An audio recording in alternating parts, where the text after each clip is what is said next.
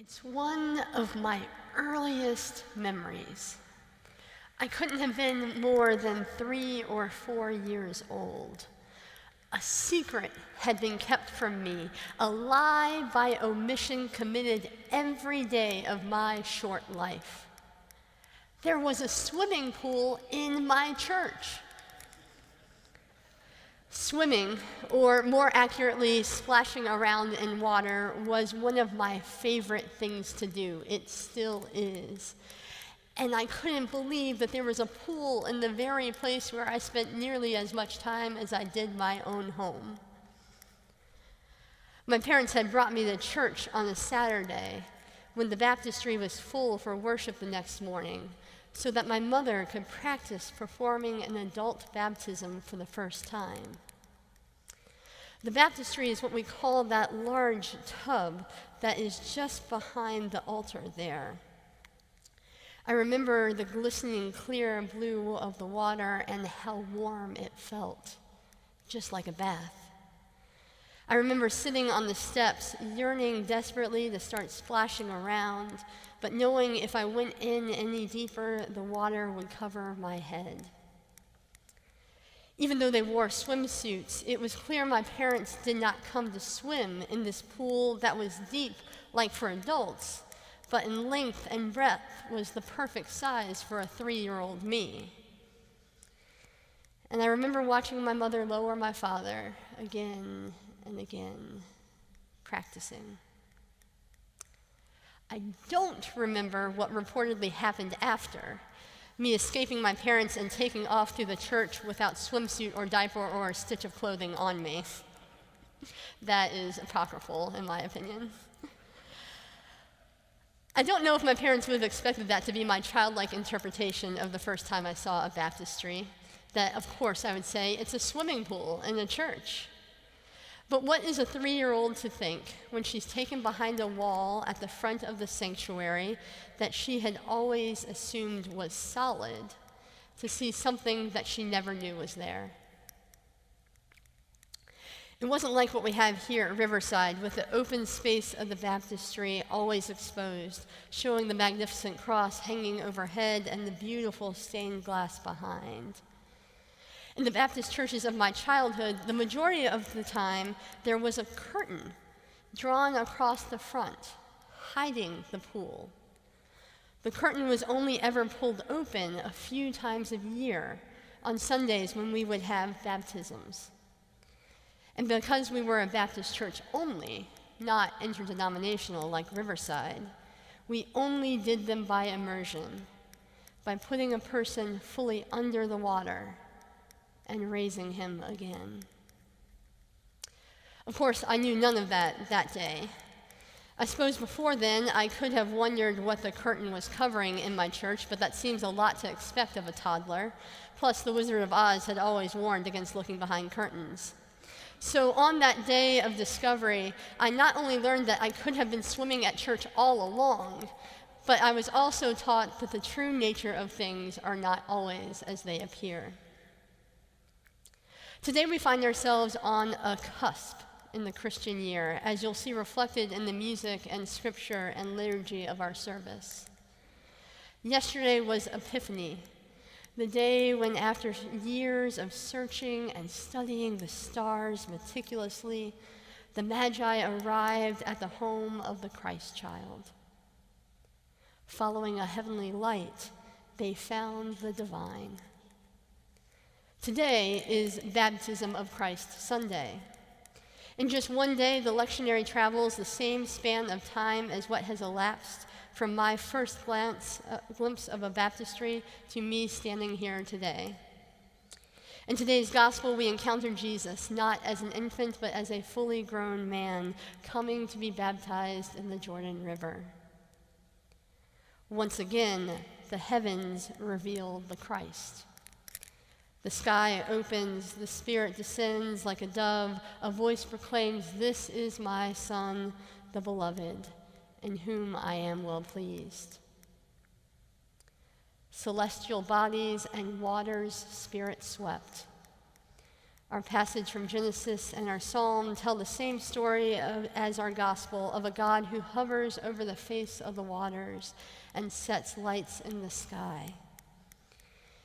It seems from before the beginning, these bodies bear the fingerprints of the divine. Often on Baptism of Christ Sunday, the congregation is asked to remember your baptism. This is the point in the sermon where I make a lame Baptist joke.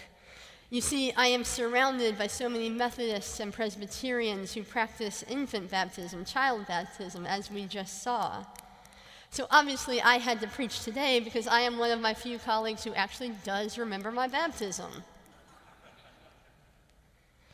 It's not really true. Our clergy have a beautiful diversity of faith stories, but it's so rare we Baptists get to make liturgical jokes. I do remember my baptism, though. Several years after I discovered the swimming pool in the church, I entered a different baptistry, again with my mother. My father stood in the back of the sanctuary holding my little sister. My grandparents, both sets, sat a few pews from the front.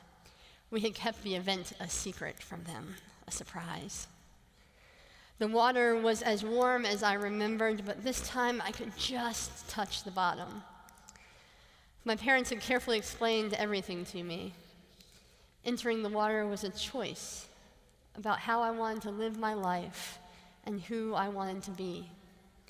It's a statement of faith and a commitment to be someone who tries to respond to the stirrings of God. When I was raised from the waters, I heard the first bars of Pastor Mike's beautiful baritone. It was my favorite part of every baptism that I had seen at that church. As the surface of the water broke, admitting the baptized to life once again, a lone voice began to sing a hymn I will always associate with water and grace. I have decided to follow Jesus. I have decided to follow Jesus. I have decided to follow Jesus. No turning back. No turning back. The moment always moved me. It was almost mystical. There's a concept Christians adopted from the Celts, the idea of thin places. As one Celtic saying goes, heaven and earth are only 3 feet apart, but in thin places the space is smaller still. A New York Times travel columnist describes thin spaces this way. They are locales where the distance between heaven and earth collapses, and we're able to catch glimpses of the divine, or the transcendent, or as I like to think of it, the infinite whatever. He goes on to write, thin places are often sacred ones, like St. Peter's Basilica in Vatican City or the Blue Mosque in Istanbul. But they need not be, at least not conventionally so. A park or even a city square can be a thin place. So can an airport. Their self-contained hermetic quality and the way they make me feel like I am floating, suspended between coming and going. The columnist says, one of my favorites is Hong Kong International, a marvel of aesthetics and efficiency. I could stay there all day. Kennedy Airport, on the other hand, is a thick place. Nor is there anything the least bit transcendent about a TSA security line. Thin places are where we encounter God. Sometimes this encounter is transformative, life-changing. Paul on the Damascus Road. But more often it's not. It's a change in the air and a stillness in the soul, a whisper of an invitation. A curtain is pulled back to reveal something we never knew was there, and we are left with a choice: to respond to the divine or to let the moment pass.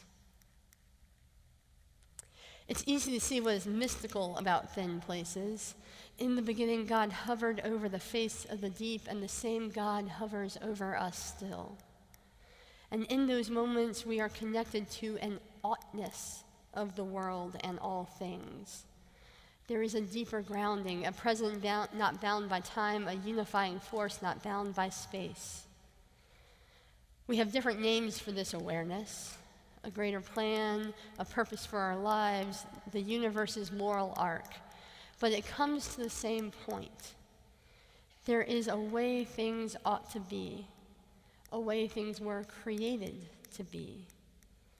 And in thin places, we are more acutely aware of this oughtness than anywhere else. And it is in that moment of awareness that the choice presents itself. We know what this oughtness is. We know who we were created to be and what we were created for. It's not complicated or nuanced or unknowable. It's love. The problem is, love is hard. It's easy to know love looking out on a vista where ocean and sky touch, heaven and earth meeting just beyond the horizon. It's easy to know love in the wonder of a library or the hushed stillness of a cathedral. It's harder rushing between meetings or weighing the costly decisions of geopolitics or faced with a stranger you were taught to fear. Doing what we know is right day in and day out, loving our neighbor, not returning hate for hate, welcoming the stranger is harder. Love is harder in thick places. It's often noted with curiosity that Jesus came to John to be baptized. After all, John said that his baptism was for repentance and the forgiveness of sins, and tradition teaches that Jesus was without sin. So why be baptized? We often think of baptism as the result of a choice, made either by us or for us. It says something about our relationship to God and to a community of faith. And that's true. Baptism is the result of a choice. But it's not the end of that choice. In fact, I would say it is just the beginning, even for Jesus. Matthew, Mark, and Luke all indicate Jesus' baptism as the start of his ministry. It was from that moment that he started preaching a gospel of love and justice that set him on a collision course with the religious and political rulers of his day. Love is easy in thin places. It's much harder in the thick of empire, poverty, and pain. Unless we think the choices of thin spaces are purely mystical, remember that after finding the Christ child, the Magi chose to defy a genocidal king. And Jesus' baptism was the start of a journey that ended on a cross. I find beauty in the idea that even Jesus had the opportunity to encounter the Spirit hovering on the waters, and to choose whether to live in the world as it appears or as it ought to be. I suspect that's why we create ritual around thin places, to remind ourselves of what it is to be in one, and to try to sustain that feeling of oughtness in a thick world. The frustrating and unfortunately necessary nature of thin places is that we can never predict where they will be. It has something to do with letting go of control, of being swept up, defenses down. It's less about the nature of where we are, the specific location, and more about the nature of our internal selves, and a moment in time caught in eternity. Nevertheless, we do know where thin places are more likely to be. There are places God has repeatedly shown God's self, places with divine fingerprints. Light for a journey, for example. Whether following a star or walking the Camino Santiago or traveling the Holy Land as Pastor Amy is right now. Setting out as a pilgrim with no real hope or expectation of what you will find is showing up thin in a thick world. And more often than not, God is there. Water. God hovers over the face of the deep, and in the waters of baptism, and the rivers where we go down to pray, and the oceans that expose just how small we truly are, God is there. In bread and wine. This is my body, the Godhead made flesh promised. Eat and remember me. This is my blood, the incarnate one said. Drink and remember me. Taste and see, God is there.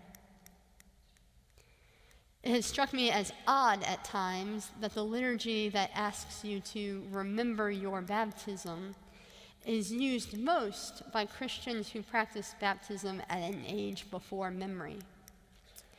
Those of you who are baptized as infants or small children cannot be asked to remember the waters the same way I do. So what exactly are you? What are we being asked to remember? We had a ritual in my house when I was growing up. It started before I can remember, and certainly before I was baptized, and continued until I left home. Every morning before we left for school, my mother would hug and kiss my sister and I goodbye, as mothers are prone to do. And while we were in her embrace, she would say to each of us the blessing from Jesus' baptism.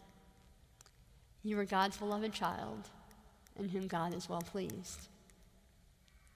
Before we went out into our day, she wanted us to remember who we are and whose we are, and to show up in the world with that memory. When I felt called to ordination, I had this blessing imprinted on my skin, a reminder of the thin place of my mother's arms. Remember your baptism. Remember where you've encountered the divine, and then choose how you will show up in the world. Baptism is not the only way we are imprinted with a reminder of who and whose we are.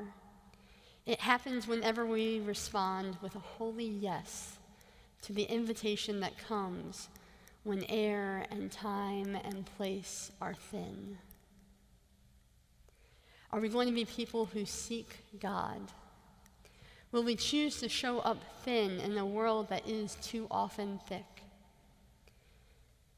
When we set out as a pilgrim, when we feel the waters or share in the bread and cup, we are choosing to act not in response to the world as it presents itself to be, but as it is in its oughtness.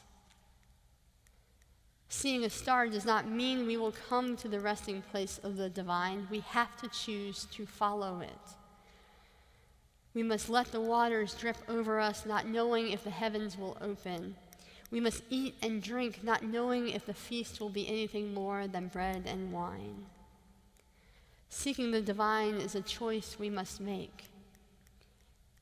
And in those precious moments when we find it, when the air changes and our souls are stilled, a choice remains with us still.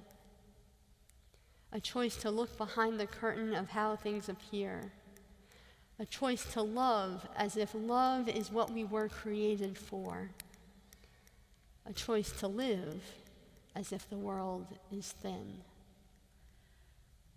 I have decided to follow Jesus. I have decided to follow Jesus. I have decided to follow Jesus. No turning back, no turning back. Amen.